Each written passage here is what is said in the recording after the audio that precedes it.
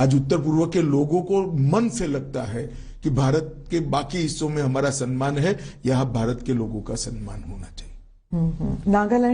नागालैंड में भी ईस्टर्न नागालैंड में कुछ लोगों ने उकसा कर इलेक्शन का बहिष्कार करने का ऐलान करवाया था। अभी एएनपीओ ने विड्रॉ कर लिया। उन्होंने कहा हमें मोदी जी पर भरोसा है।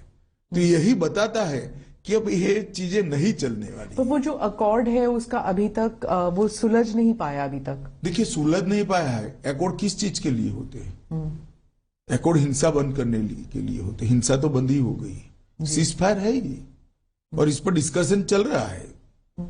जब उत्तर पूर्वी राज्यों में जब इलेक्शन होते हैं, हमेशा जो ये बातें चलती हैं कि सीएए एनआरसी को लेके, लेकिन इस बार ये 3 राज्यों में चुनाव होने वाले हैं इस महीने और सीएए एनआरसी की बात ही नहीं उठ रही।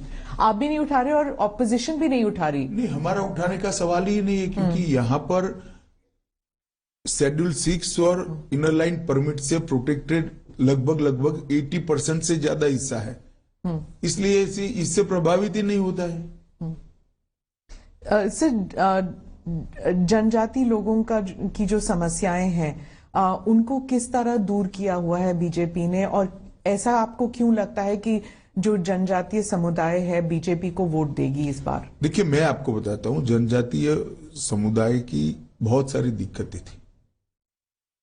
एक तो मन से वो उनकी स्वीकृति चाहते थे। नरेंद्र मोदी जी ने बड़े प्यार से जनजातियों को गले लगाने का काम किया है। इतने सालों के बाद पहली बार कोई राष्ट्रपति जनजातीय समाज से बनी है। इतने सालों के बाद पहली बार जनजातीय गौरव दिवस भगवान बिरसा मुंडा की जन्मदिन के पर मनाया जा रहा है। इतने सालों के बाद 1857 से पहले से जिन जनजातीय स्वतंत्रता सेनानियों ने देश को स्वतंत्र कराने के लिए योगदान दिया, इसके 10 बड़े बड़े म्यूजियम 200 करोड़ की लागत से बनाए जा रहे हैं। एकलव्य स्कूल लगभग 300% बढ़ जाएंगे। तो ये बहुत बड़ी उपलब्धि है। उनको लगता है कि ये सरकार हमारे लिए सोच रही है।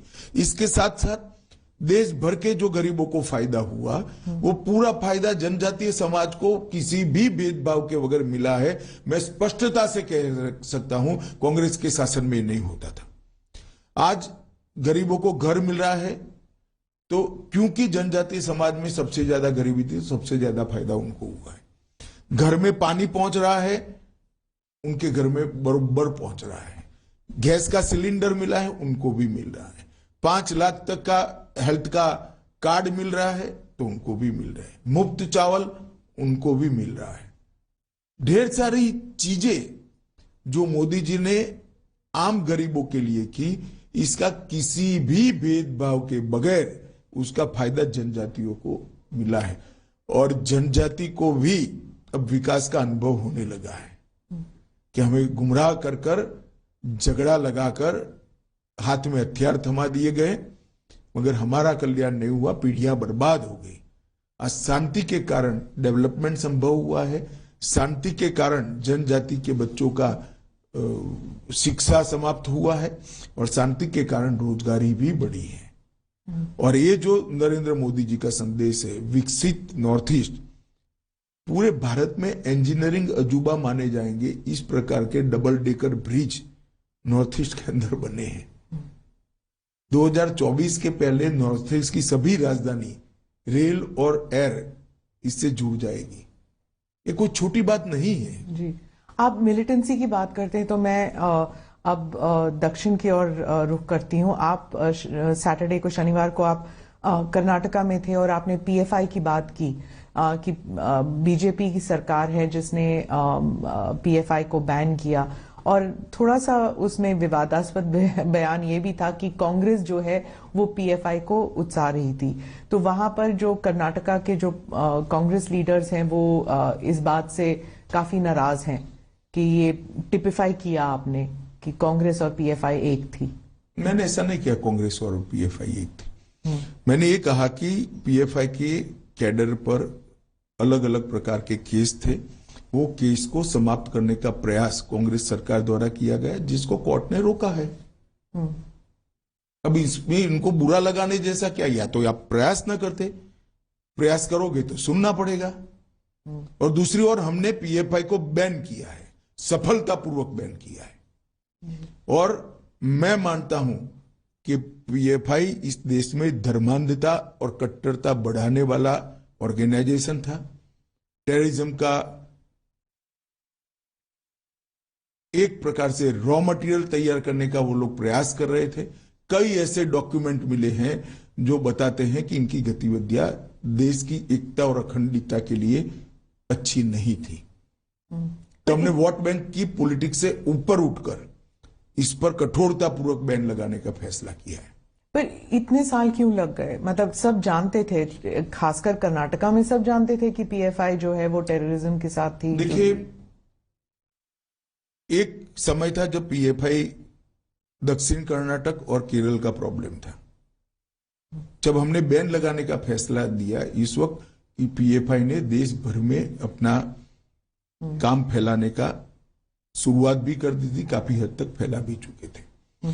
और कुछ इस प्रकार की एजेंसियों के पास सूचनाएं भी आई जिसमें देरी करना या शंका का लाभ देना ठीक नहीं था। इसलिए हमने इस पर निर्णय किया और कठोरता के साथ बैन लगाया है और बहुत अच्छे तरीके से समाज में कोई रिएक्शन आइदर और साइड से नहीं आया है। जी, आप पुत्तूर गए थे और वहां पे आपने भारत माता मंदिर का उद्घाटन भी किया था। ये दूसरा है शायद भारत माता मंदिर। तो वहां पे चर्चा शुरू हो गई है कि चुनाव प्रचार शुरू कर दिया है अमित शाह जी ने और एक कॉकटेल बना रहे हैं हिंदुत्व कम पेट्रियोटिज्म, इस सब का मिला के। देखिए, बड़ी दुर्भाग्यपूर्ण स्थिति है कि भारत माता का मंदिर कोई जो बनाता है जिसमें तात्या टोपे से लेकर सावरकर जी से लेकर एक्का तक, परमवीर चक्र एक्का तक की तस्वीरें लगी हैं और भारत माता का मंदिर बनाने का जो प्रयास हुआ है, मैं आपको कहता हूं, आप भी कभी समय मिलिए तो जाइएगा। आप तो कर्नाटक से ही हैं। इतने अच्छे एटमॉस्फेयर में वो मंदिर को इतना शांत, क्लीन और नीट बनाया है जिस ट्रस्ट ने बनाया है। मैं तो उसको बहुत बहुत साधुवाद देना चाहता हूं। और अगर वो भारत माता के मंदिर में जाने से मुझ पर कोई आरोप लगता है तो सभी आरोपों को मैं स्वीकार भी करता हूं और स्वागत भी करता हूं। सिद्धरामैया जी और डीके शिव कुमार कह रहे हैं कि आप अमित शाह जी और मोदी जितनी बार भी आए, कर्नाटका के लोगों ने तय कर लिया है कि बीजेपी की सरकार नहीं आएगी इस बार। चलिए, वो तो ऐसा ही कहेंगे, हमारे लिए अच्छा नहीं कहेंगे क्योंकि हमारे सामने वो चुनाव लड़ रहे हैं। मगर कर्नाटक के अंदर पूर्ण बहुमत की भारतीय जनता पार्टी की सरकार बनने जा रही है। मैं कर्नाटक 4 बार गया हूं विगत 2 महीने, 5 बार गया हूं विगत 2 महीनों में। मैं आपको बताता हूं, मैंने जनता की पल्स देखी है, नरेंद्र मोदी जी की लोकप्रियता देखी है। वहां पर बहुत बड़ा मैंडेट भारतीय जनता पार्टी को मिलने जा रहा है। तटीय और दक्षिण कर्नाटका में तो होल्ड था ही बीजेपी का, लेकिन आप मानते हैं कि बाकी इलाकों में भी? नहीं, उत्तर कर्नाटक और हैदराबाद कर्नाटक में भी मैं जाकर आया हूं। जी जी। और मैंने शुरुआत तो मांड्या से करी है। मांड्या में इतनी बड़ी रैली भारतीय जनता पार्टी की कभी नहीं हुई। तो मांड्या की जनता भी अब परिवारवादी पार्टियों से खिसक कर भारतीय जनता पार्टी के डेवलपमेंट के पॉलिटिक्स को एक्सेप्ट करती है। मैं मानता हूं बहुत शुभ चिन्ह है कर्नाटक की